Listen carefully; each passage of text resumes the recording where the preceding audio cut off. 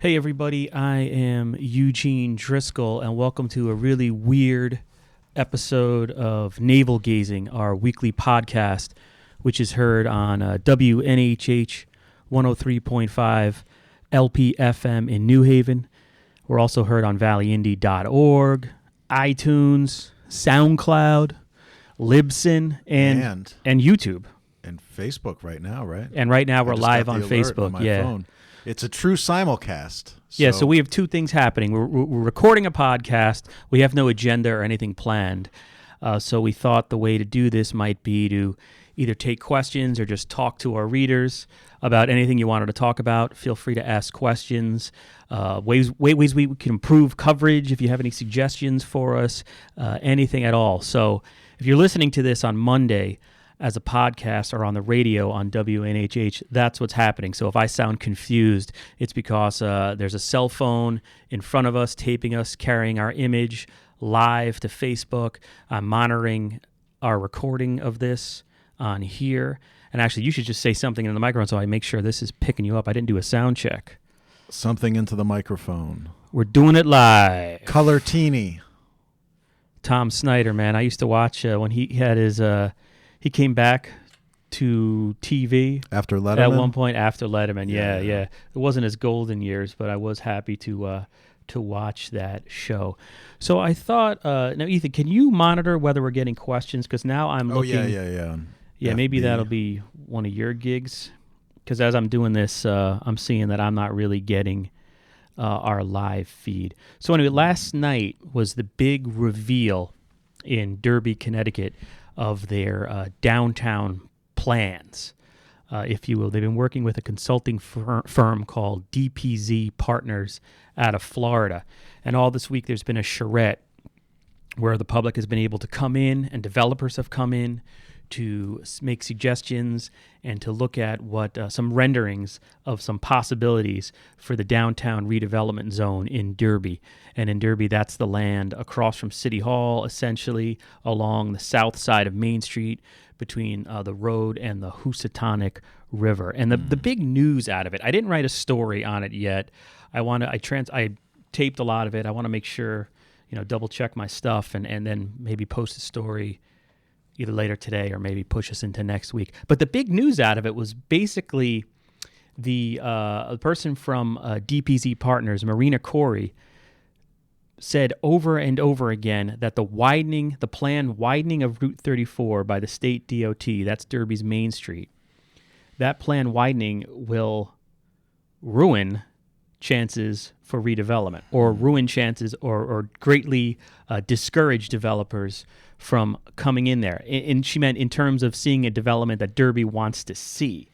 So she went on, the majority of the meeting was her talking, she referred to it as lipstick on a pig, that basically the DOT plan is to move traffic and trucks through there, that it's not meant to be, it's going to be a highway through downtown Derby. This is something that we've heard from people on Facebook over the years many times, saying like, why, this sounds like a highway right through downtown Derby. And we were sort of assured at many points along, at least since we launched in 2009, that wouldn't happen. There would be things there that would prevent that from happening. But the verdict from DPZ planners was to try to get the DOT to tweak their design a little bit. Basically, they were saying it's going to be, the DOT plan is to widen the road to 120 feet, which is just doesn't make any sense to them. They're saying the type of development you'll get if you do that on the south side of Main Street are basically what you see on Route 34 where Walmart is, where you have a lot of parking and then a boxy type store, and it's not what you want to see in planning, I guess, nowadays. It's not the new urbanism that you hear so much about. This DPZ Partners is pretty much They literally wrote the book exactly. on new urbanism.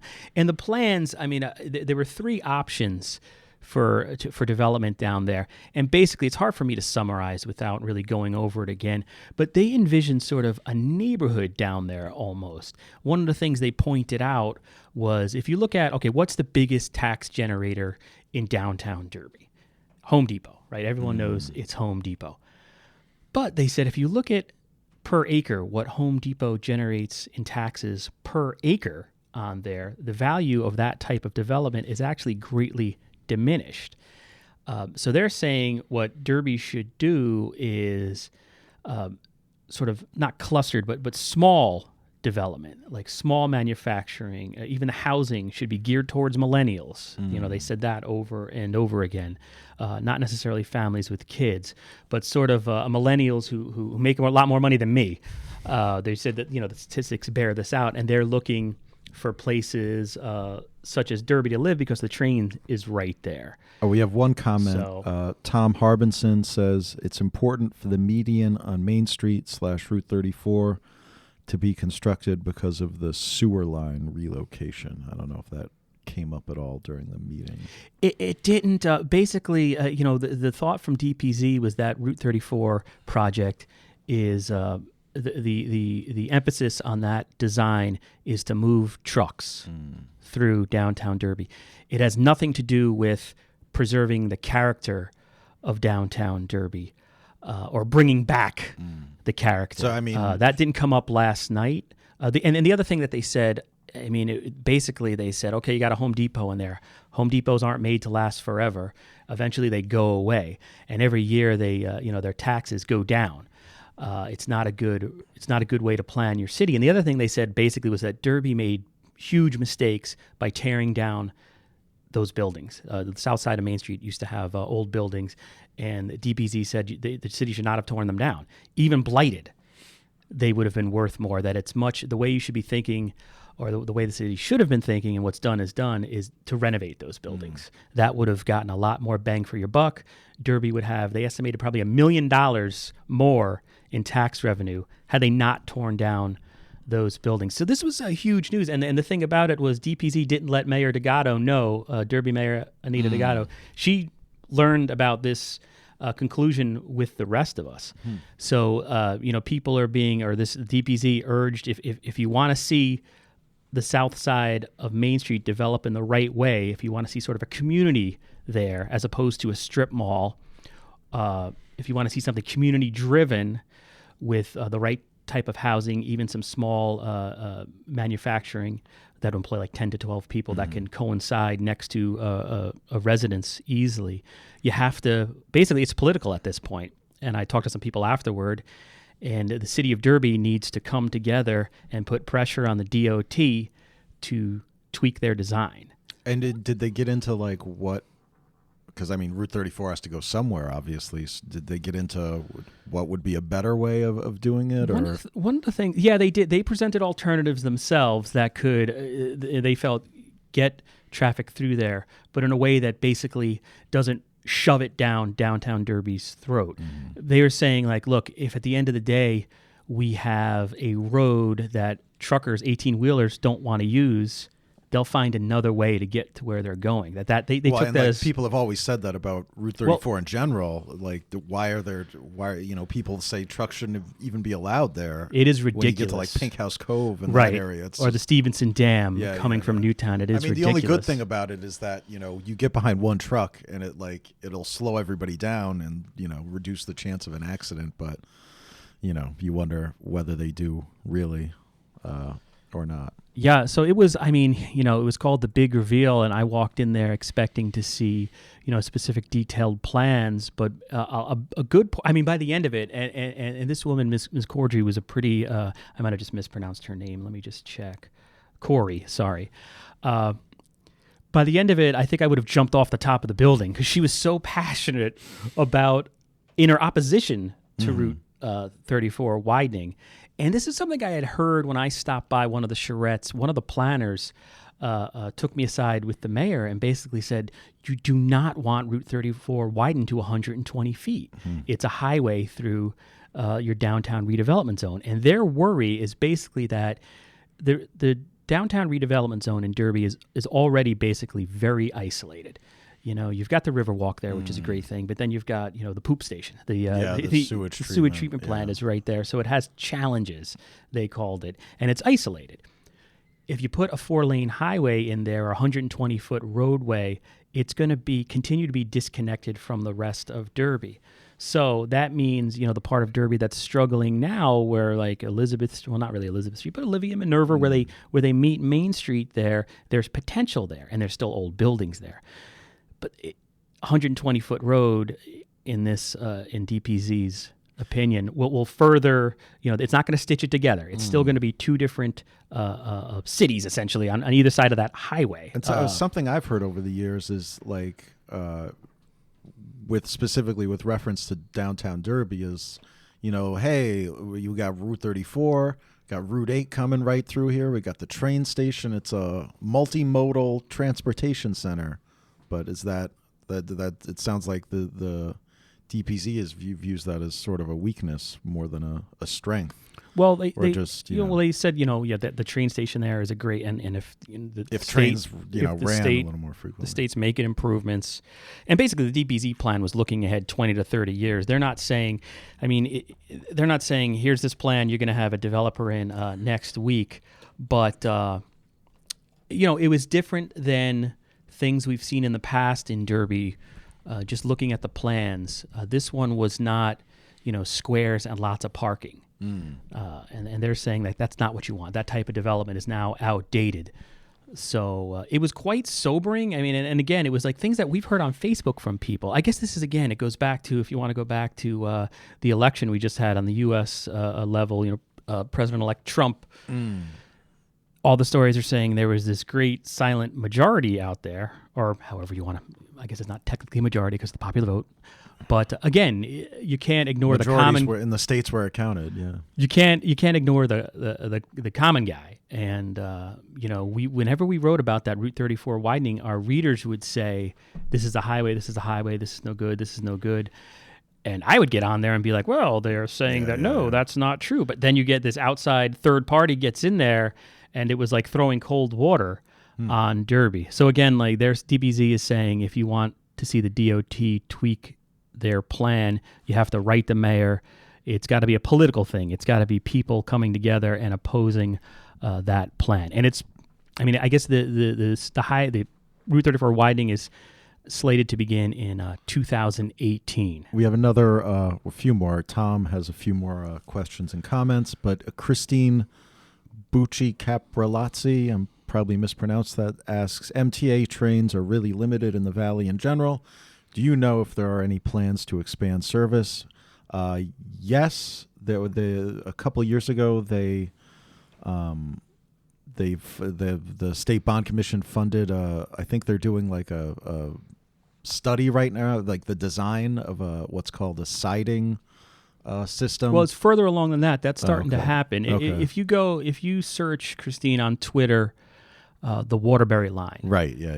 They're good. You'll get a ton of information on that project. So the state is planning to make, or the DOT is making improvements to the Waterbury line. There's one set of tracks between Bridgeport and Waterbury, and what this system allows is like it's like a way for trains to pull onto a second set of tracks as the train going the other way passes. Because the way things are now, it's just you could only move one train up and down the line at the same time. A joke. Which is why it takes 3 hours to get a train. But I can't recommend the Waterbury line on Twitter enough. Yes. And if you search through their Twitter feed, you'll find exactly what you're looking for. And they're also very good about like there's going to be bus, I forget what they call it. Busing. Instead of taking the train, bus replacement service or whatever. They're pretty good about that. But going back to Tom, he said the data-driven presentation was fascinating, which was the same word you used last night to describe that presentation. So it sounds like an interesting dialogue, at least if it wasn't what people were looking forward to hearing. Yeah, and maybe that's what, like you mentioned the national election. I mean, it seems that like at these public forums and stuff for projects like this, it's just, are people being told just what they want to hear instead of, what the naked truth is? I don't know. Maybe I'm reading too much into it. I mean, and I live in Derby, so it was kind of tough to hear this because everyone wants that, the thought that I had walking in there is that the road widening would be a good thing and that, but they're saying, you widen it to 120 feet, you get, Taco Bell and a Dunkin' Donuts. You get like the Target. You get big parking lots and things that aren't going to generate the tax revenue. One thing fascinating that they said was that if you look at downtown Derby by acreage, like how much tax is being generated by acre, the one generating the most money for the city at this point is one of the buildings that's going to be torn down. There's one little building there that it might have been a woodworking place. I'm not sure exactly what it was, but it's sort of an island unto itself. St. Anthony's in there now? Or? No, past that. Okay. If you're coming from Home Depot, that's on your left-hand side. Past the St. Anthony's bookshop, there's just one building standing. Standalone? It's a standalone. Is it ivy on the side of it? Is that where? I guess. I don't know. I just think hopefully that's where people the will know. Republicans gathered. Okay. Yeah, all right. yeah. So that building, which is going to be torn down, is actually the biggest tax generator if you look at it by acreage. So they really came in there. It was kind of like when like, I don't know, I went to college and I realized, I'm a moron from high school. I was like, there's so much. I mean, that's what that meeting was like last night. So we'll see what happens there. Are there any other comments on there? And again, this is I'm Eugene Driscoll, and that's Ethan Fry. If you're listening to us Monday on WNHH LP FM. Streaming live on newhavenindy.org and Valley Indy, or newhavenindependent.org and valleyindy.org. Where we're taping. Christine says thanks. Yeah, no problem. No problem. And that's Christine from the Horror Fest. Oh, yes. I thought I recognized that name. The CT Horror Fest, which is going to be in Danbury. Well, it was in Danbury this year, but they're switching. I think they're going to they're going to be at the Ice Arena, and they're going to have movies playing at the Palace. I don't know. Hopefully I'm not messing that up. And then connected to that is there's these Seymour and the Strand Theater. There are these horror movies playing every month, and they must be doing well. They must be selling them out, or at least close to, because they keep on announcing new ones. So that's that. Let's go over some stats. I mean, if nobody has any other questions for the moment. And again, if you're listening to this in podcast form, we're a little awkward because we're videotaping this live or recording this live, and it's on our Facebook page, and we're monitoring for questions live from the audience as all my stuff just totally... Okay, recent podcasts. So we just got through is there any questions on before I go into this? No. So we just went through an election cycle, and this year the Valley Indy attempted to do some state race coverage, which we don't normally do. People go elsewhere if they want to read about the state. There's CT Mirror, their Connecticut Post, and the Connecticut Post has reporters, CT News Junkie. So anyway, but we thought we have this podcast form. Why not try to do interviews with the candidates? So anyway, just our recent podcast. The last one we did was with Seymour First Selectman Kurt Miller and Tarek Razlan, where we talked about the reaction to the election. It was called Trumpland voted for Rosa too, something like that. We gave it a little bit of a clickbaity headline. I wanted people to listen. 170 listens, which was not what I thought. I thought it would do better than that, but I think there's election fatigue. I think we hit it right when we posted that. But all these are available on iTunes, and it's on YouTube, and it's on, if you go to valleyindy.org and click navel gazing, you can go back and listen to that. I was really proud of the discussion we had. Then I did a podcast roundtable with 5 guests, and that was 538. Yeah, that listens. was really good. I live in Shelton, but just listening to that, it was a really good service to Derby voters, I thought. And I just got Safari just quit on me, so this is we're having technical problems. And it was nice to see so many elected. I think they were all elected officials, or there was the one guy from Charter Revision was appointed, I guess. I'm looking at the phone. I think I can see Tom Harbison's head from here. His little. But it was cool that they were willing to come in here. Tom, you're right here if you're watching. On a Saturday morning and sit down and talk to each other about it for an hour. And that more than us, an hour. Just pointing out, one thing we've got a couple of people, I don't have their names in front of me, but since the election, Jack Walsh is one, Zani Amatovsky is another, and there's a third, I don't remember, who donated. Who after the election donated a couple dollars to the Valley Indy. We really appreciate that. And I think one thing we might want to do is the Derby Charter podcast, that cost us $400 because I went out and we bought some additional microphones and some additional equipment to pull it off. So we might I was thinking about maybe doing a GoFundMe to sort of try to recoup the money we spent to do that coverage, because it does cost money. I mean, we had freelancers that night. We have to pay them. So it was not a huge amount of money, but it cost at least, I'll say $600 to $700 to cover the election that night. Is there another question, or I'll go on? Giacomo Mascolo asks. Hey, I'll see you at Thanksgiving, right? Totally. depending on this question. Totally self-serving, but will the dam be closed for traffic on November 23rd, or will work be suspended for the holiday? I'm not sure if you. I can't answer that immediately, but if you search valleyindy.org, just .org, search Stevenson Dam, and we put the information there. I'm assuming no. I seem to remember them saying they weren't gonna, close it on. I think Valley New Year's was specifically mentioned as it would be. They were just going to blow up the dam that day. No, I don't know. Yeah. But I'm not. I can't give you a definite answer. And since we're doing this live and recording a podcast, if you search it, you'll find it. Additionally, work will be halted during the Thanksgiving holiday, stopping on Wednesday, November 23rd, and resuming on Monday, November 28th, to allow for holiday traffic to pass over the bridge, according to the company's statement. And that's from a thing we published October 13th. News on demand. Try that, New York Times. Well, try predicting an election correctly, New York Times. I know. I've never felt so ashamed. Yeah. I mean, one thing that, we got after the election, like earlier this week, I retweeted something about the dude from Breitbart taking a position in the Trump administration, which scares me a little because it's like, to have the media that close, to a president, it's, you're just an arm of the president. Been something of a sort of, But somebody, my point was that somebody said, hey, what's with all the anti-Trump tweets? And I mean, here's the thing, we don't cover Trump, so I think I'm allowed to retweet national news that as I choose. I mean, that's a right. And then secondly, I didn't think it's the whole question of media bias is interesting now because I didn't take those articles as anti-Trump.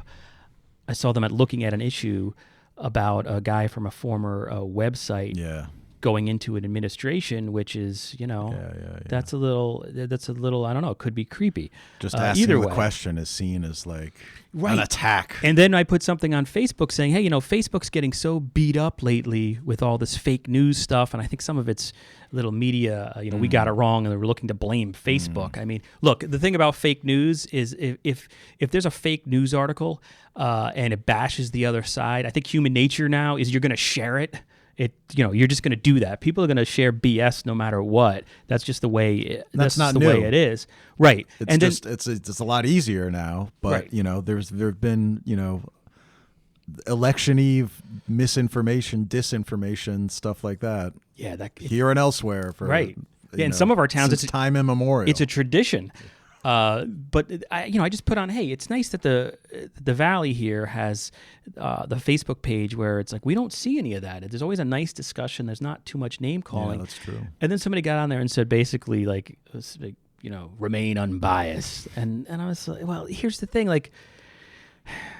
whether or not you perceive a news organization to be biased, a lot of times it's you're bringing your own personal political beliefs to this person. I clicked on the person's account and it was like a gun and he proudly declared himself a deplorable, which is fine. But if you're, the political lines are so hardened now after this election, you're going to, if you're, keep in mind what your own political beliefs are, that person is probably going to feel that we're biased on some things. It's just the way it is. So I expect an uptick, and especially since the media blew the election so badly, I think we're gonna get a lot more accusations of bias, even on this local level. I say this a lot to people when they, and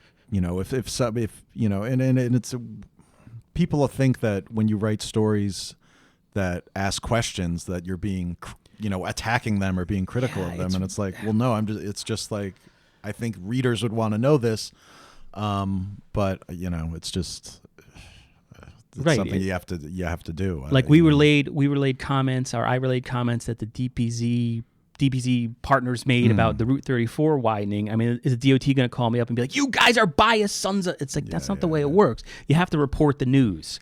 And what I tell people sometimes is like, if you want, I could write you a version of that story. That's a lot more critical I wrote. We try to be respectful. This is a hit piece. I love that word, hit piece. Yeah, it's like you've never been hit. Come on. The Game podcast, by the way, that was the one about the documentary about Ansonia Derby football. That got 267 listens on our podcast. Our Senator Crisco podcast, 209 listens.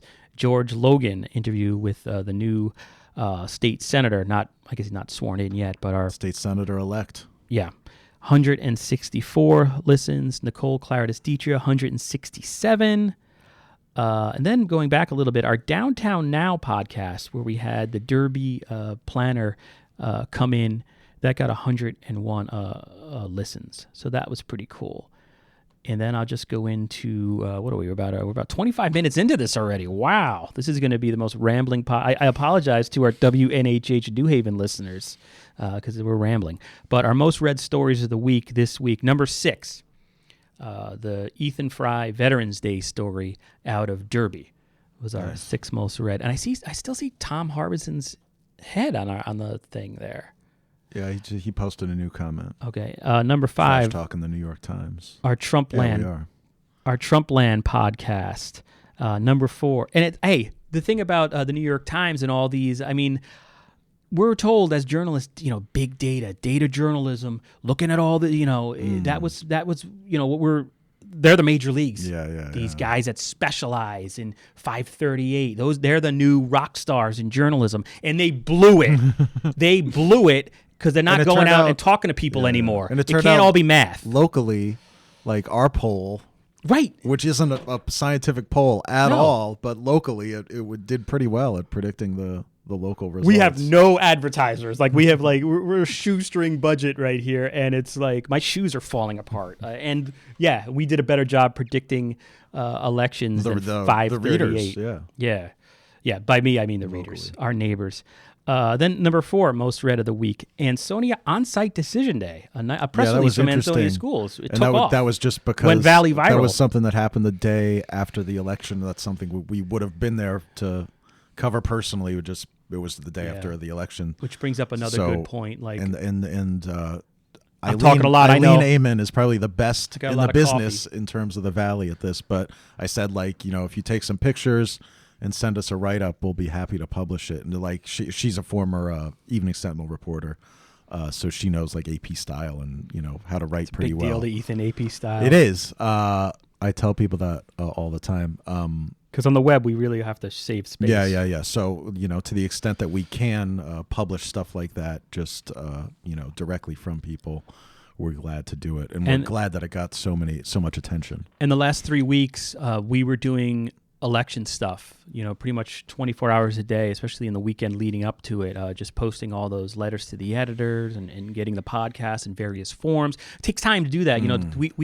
We record the podcast, we edit the podcast, we upload it, we market it. That's all done right. The 2 of us, this is it.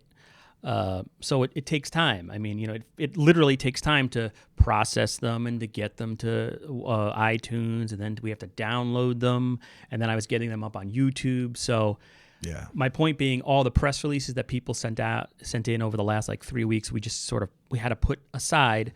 And this week we spent an entire day. We posted about 35 community announcements. So we're happy because, you just feel like you're failing every day when somebody emails you 100 times, where's my press release? Where's my press release? Well, there is a calendar people should use. You can upload stuff yourself to our calendar. So number 3, most read story of the week, Route 8 Seymour roadwork. Roadwork is always big. Then the second most read story of the week, the big switch. That was a story where the principals in the Derby school system each switched jobs for a day. That was that. That was nice. And then the number 1 most read story. It would be. On valleyindy.org. I read your shorthand version of this, and I was like, wait, what? But Eclipse and Ansonia. Eclipse and Ansonia. Oh, yeah, that's Eclipse Development Group. Pick up pie, sir. Eclipse Development Group, based in California. They were previously involved in that Derby project, which we discussed briefly at the beginning of the podcast. But they're looking to do a development in downtown Ansonia. And if you go to valleyindy.org, you could read all about that. Near the Target property, basically, is the 411. Oh, Tom Harbison said, I thought I had a bigger head. Well, it's I mean the camera's like 8 feet away. All right, so then moving on to some other filler. Nobody has any questions, although we have that people are watching this. But so that was the most read stories of the week. What other random? Oh, you want some our most read political stories, like going back to the state election. Number 5, Logan upsets Crisco, which some of these go on CT Capitol Report. We're not getting, I thought those would got some. a couple of these stories. I figured they was go right to the top, but they're not. Number 4, a photo op, then fallout. That was a story analysis. You did about there was a photo op with the Dems and Themis Claridis was there, and there was some Griffin sword. Hospital. What do you call that? Sword wrangling? Saber rattling. Saber rattling. Yeah. Number 3, dual office holding debated in Derby. That was the story and podcast. Number 2, the Conroy Claridis Dietrich debate, and as I'm butchering these names, I'm sorry. And then number 1, Trump wins the Valley, big time. So, one thing I was thinking last night, you got to give Teresa Conroy credit as being the only incumbent who didn't welcome just one debate. Debated twice. Yeah, true. We'll see going forward now whether, because she didn't win the election, I don't know if the debates played a part Crisco in that refused or not. to debate and he lost. So and, you could do it both ways. Linda Gentile refused to debate and she won. So that'll be an interesting one. I think I hope and think that we'll have another mayoral debate in Ansonia, at least in Derby next year, provided that there's contested elections. I would assume there will be. I think Derby is going to be a crackerjack. Is that right? I don't know. Is that right? Is that the right phrase? In Ansonia, that there was discussion, in the past few months about a Republican primary, but that sort of died down recently. Among the people who we finally have sound effects. To me anyway. But wait, we just need the bicycle horn now. Derby's going to be very, very interesting from what I'm hearing. Okay, so the top tweets. What do people like on Twitter? I don't personally like Twitter. It doesn't really generate a lot of traffic for us, but we got a couple of minutes to kill. Our 5th most read tweet: Derby charter revision vote results. That was from the night of election, November 8th, where Derby had 2 charter questions on the ballot. They passed one and rejected the second one, which was about dual office holding, which I hope to never write about. I hate charters. Just charter revision stuff is evil. Just to write about it. So, all right, number 4, Seymour liquor store burglary. I don't even remember where that's from. I don't even know if that made it to there. It might have just been something we repeated from the Seymour Police Department. Number 3, Derby podcast tweet from the day we recorded it. So that was the day we had the Derby charter revision podcast roundtable. I put something on Facebook saying we had done it. And so the anticipation for that, and I should point out, we're the only news organization, I believe, that actually covered that issue in depth in advance of the vote. Explained to people what it was. And I just want to point out, how scary is that, if, I don't want to sound like I'm bragging. Well, I'll brag. If we weren't here, people, and who knows how many people did, just walked into the booth that day getting ready to vote for either Trump or Hillary Clinton, and then they're like, what is this stuff about the Derby charter? You could only get it if you followed us. I mean, that's depressing. It makes me proud on one hand, but it's like, wow, the state of the media is tough. Second most popular tweet of, I guess this is the last 30 days, by the way, is Nicole Claridis Dietrich unseats Teresa Conroy. That was again from November. Thanks for correcting a name there. No one's going to see this, Ethan. Why? Who cares how it's spelled in our notes? And our most read tweet, and this probably tells you a little bit about Twitter, was an angry tweet that I did where I said, "Oh, now I get it. Thanks, day TV." After the election, I think, right? Yeah, it was I think it was Meet the Press had this tweet where they compared they basically said that people who voted for Donald Trump eat at Cracker Barrel, and then Oh yeah, the it was counties with Whole oh Foods. my God, yeah, Trump won 22%, but counties with Cracker Barrels, That's he what it won like was. 70 It something was percent. and again, that's where data-driven journalism has gone off the tracks. Like I still think it's about like shoe leather and talking to people. At least, I mean, one of the big things that I think all the media is struggling with, how they blew this, or there's no confidence in them anymore. And one thing that I think would help is if they just talk to people.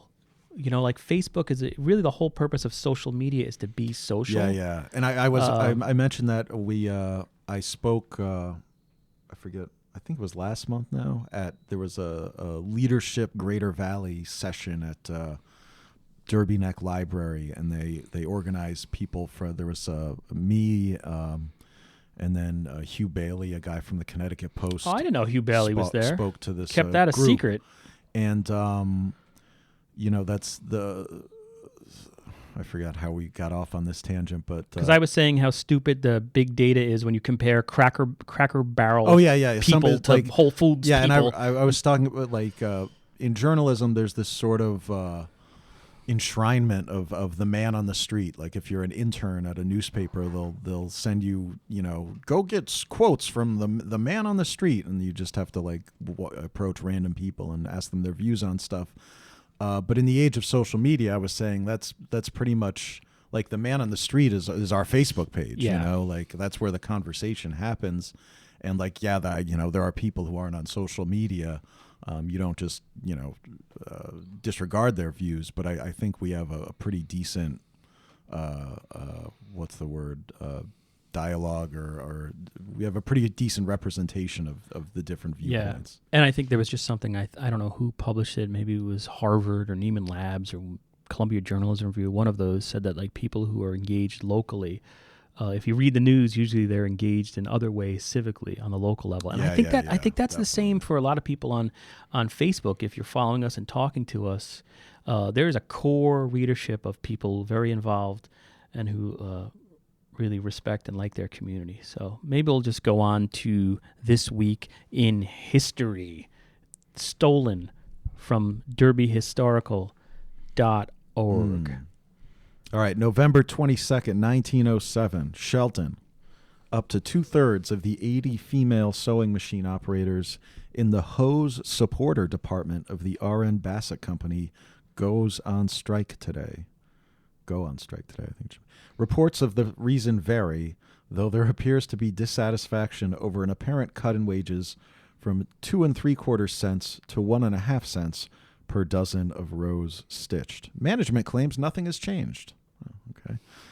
November 23rd, 1932. Sentinel backed off that one. I like the use of the word apparent. Yeah. Well, something I found out, I went to also at the Derby Neck Library. This was like a month ago.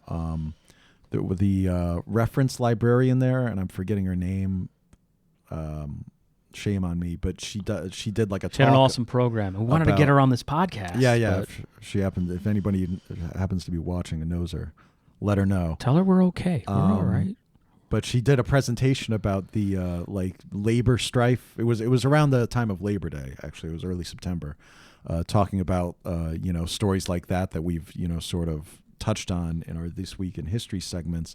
And one thing she mentioned was that apparently the Evening Sentinel was like a big capital backed pay. It was like a one of the bosses paper, and the paper in Bridgeport at the time, it was like the Bridgeport Farmer or something. I forget the name of it. That was much more like populist versus the Valley Socialist or whatever. Yeah. It was much more like the Little Man. Sorry, I was checking to see if it's funny because Christine had a question earlier, but her question never shows up on when I go to our Facebook page and look at our live thing. So we very well could be missing questions left or right. Blame Mark Zuckerberg, who clearly has it out for us. Sunday, November 23rd, and America 58. Derby tonight. This is in 1958. Tonight, the very last show ever plays at the Commodore Hull Theater between Minerva and Elizabeth Streets before it gets converted into an indoor parking area. The show was a double feature, the first starring Rock Hudson and Sid Charisse in Twilight for the Gods. The second starring Gary Cooper in Man of the West. I don't know either of those movies. Yeah, I think I've heard of Twilight for the Gods, but November 24th, 1908, Ansonia, the roller skating rink reopens for the season on Mechanic Street. The building has been extended 40 feet, and the now enlarged rink sports a new floor. More skates have been purchased for rentals. That just reminds me of that scene from Heaven's Gate with the roller skates. November. Oh, everyone knows. Yeah. Oh, yeah. Right. Me too. Yeah. Classic film. That's a movie that's worth watching to see how bad it is. Anyway, November 25th, 1907, happy news. The strike at the R.N. Bassett plant has been, quote, quietly settled, unquote, and all but the 5 female employees who were discharged for insolence have returned to work. So that's creepy on a whole bunch of levels. Get fired for insolence back in the day. Oh, November 26, 1934, Ansonia. The Board of Apportionment and Taxation votes to ask salaried Board of Education employees to give back 6% of their salary to the city. Wow. Due to its financial condition. So, where was that? In Ansonia, 1934. So, yeah. Well, I think did you skip one about bottles somewhere? Oh, Ansonia. I'll do this one. November 23rd, 1932. Ansonia and Derby. 25 federal agents raid 9 speakeasies in Derby and Ansonia and arrest 9. In Derby alone, 1,000 illegal bottles of beer are seized. Wow. Take one down, pass it around. So that's pretty good. Hey, you know what we should do real quickly is, and then probably check to see if anybody has any questions. But other than that, we might call it a day here. Let's go over some tree lightings. We got the tree lighting info, Christmas trees, all that good stuff. In Ansonia, it is Friday, December 2nd, 5:30 p.m., Veterans Park. That's next to City Hall. There's going to be live music. Holiday cheer. They're predicting holiday. They're guaranteeing you holiday cheer. Free hot cocoa. I like the ones where there is no holiday cheer. I like the somber tree lightings. Santa's mailbox, letter for the troops, and toys for tots. And there's more info if you go to the City of Ansonia on Facebook. In Derby, the tree lighting is November 25th at 6 p.m. on the Derby Green. In Oxford, it's Friday, December 2nd, 6 p.m. at Oxford Town Hall. And there's like a novel accompanying. This is a fun evening for the whole family. Come one, come all. In Seymour, Saturday, December 5th. Hey, wait a second. I'm reading this now. Did I do this? It says, Saturday, December 5th, 2015, Fry. Live mistake. No, that's directly from the Seymour CT website. Seymour has canceled Christmas this year. Kurt Miller, noted Scrooge, as they cut down the tree and they're using it for firewood, I think. They put it in a parking lot. Calendar of events. We don't have that info. Let's get to the bottom of this here. And then meanwhile, in Shelton, allegedly, Celebrate Shelton is hosting its 3rd annual community tree lighting at the Veterans Memorial Park. That's 38 Canal Street East, December 2nd at 6:30 p.m. It says, bring your own ornament, decorated from there. What was the date for the Seymour? December 3rd? Yeah, we have Saturday, December 5th, 2015. That was last year's, I think. So I'm telling you, Seymour canceled Christmas. I got it on good authority. Well, I'm just looking at their calendar of events. They have December 3rd, strolling carolers and visit with Santa, 6 to 8 p.m. So that could be. That I mean, we should probably since yesterday. So yeah, or it could have been just imported from last year. I don't know. It's a big mystery. We got a scandal on our hands here. We'll deal with it. But I guess just we'll check one more time to see if anybody on Facebook has any questions. Apparently, Tom Harbison has finished his lunch, and we lulled him into a nap, so he's sleeping like a baby right now with his phone, using as a pillow, listening to our soothing voices. So thanks for listening, Tom. Mr. Muscolo, thanks for your comment. I can't believe we actually were able to answer that. But I'll just go out with saying, if you want us to post information on our website, the best way to do it is to send us a plain text email. We hate PDFs. We believe that PDFs are the spawn of the devil. It takes time to deal with them. So please, no PDFs if you can. Just type it up before at one point when you're typing into a PDF, you're in plain format, and that works best. And then with a JPEG photo, if you can send a photo separately as a JPEG, plain text email with a JPEG photo, that's the best way we can get information on the site. And then if you go to valleyindy.org, look at the calendar over there. You can register. Actually, you can avoid us completely, and you can avoid that disappointment when it takes us 8 years to post your event. You can actually upload events yourself to the Valley Indy calendar. So I guess, Ethan, is there anything else you wanted to add? You checked one last time for any kind of questions from our Facebook feed, and there's nothing on there. So for valleyindy.org, my name is Eugene Driscoll, and that's Ethan Fry. And we'll see you. Just hitting refresh one last time. And well, we can go offline on WNHH, and we can continue for 30 seconds on Facebook Live. And all right, goodbye, Lucy Gelman.